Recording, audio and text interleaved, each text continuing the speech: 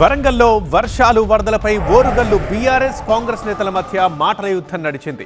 CM Revanth కి ఆపదలో ఉన్న ప్రజల కంటే ఎన్నికలే ముఖ్యమని విమర్శించారు ఎమ్మెల్సీ మధుసూదనాచారి.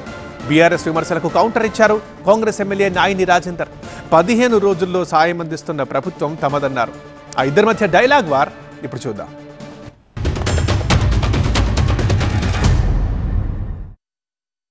బీభత్సమైనటువంటి నష్టం జరిగింది.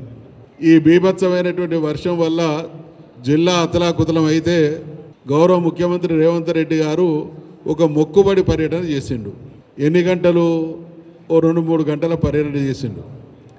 అంటే 50 లక్షల ప్రజలు ఉన్నటువంటి ఒక జిల్లాలో జరిగినటువంటి నష్టాన్ని అంచనా వేయడానికి, వాళ్ళకు ఉపశమనాన్ని ప్రకటించడానికి, వాళ్ళ బాధను ఆవేదనను అర్థం చేసుకోవడానికి ఆయనకు 2-3 గంటల సమయం చిక్కలేదు.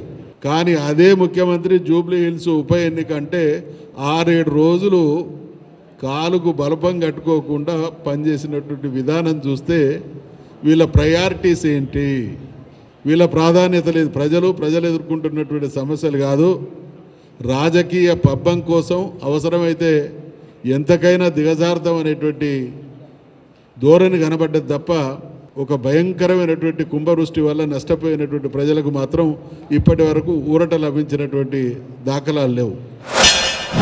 వరదల వలన జరిగిన భారీ నష్టం వలన 11 రోజుల లోపటనే ముఖ్యమంత్రి గారు వర్షం పడ్డ తెల్లారి రావటం జరిగింది. వచ్చిన తర్వాత 11 రోజులలోనే సుమారు 12.8 క్రోర్స్ని రిలీజ్ చేయటం జరిగింది.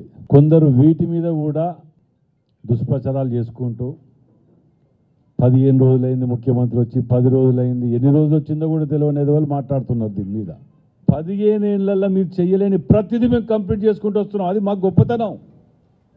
దాన్ని సమర్థించకున్నా పర్వాలే, నోరు నెత్తిన పెట్టుకొని విమర్శించుకుంటూ బతకడానికి అలవాటు పడిపోయారు మీరు. గతంలో వాళ్ళ తీరుగా అదే నైమ్నగర్ బ్రిడ్జ్ మీద కేటీఆర్ చూస్తానికి వచ్చి 10,000 ఇస్తా నేను నష్టపోయిన కుటుంబాలకని చెప్పి మాట్లాడిన సందర్భం మనం చూసినాం.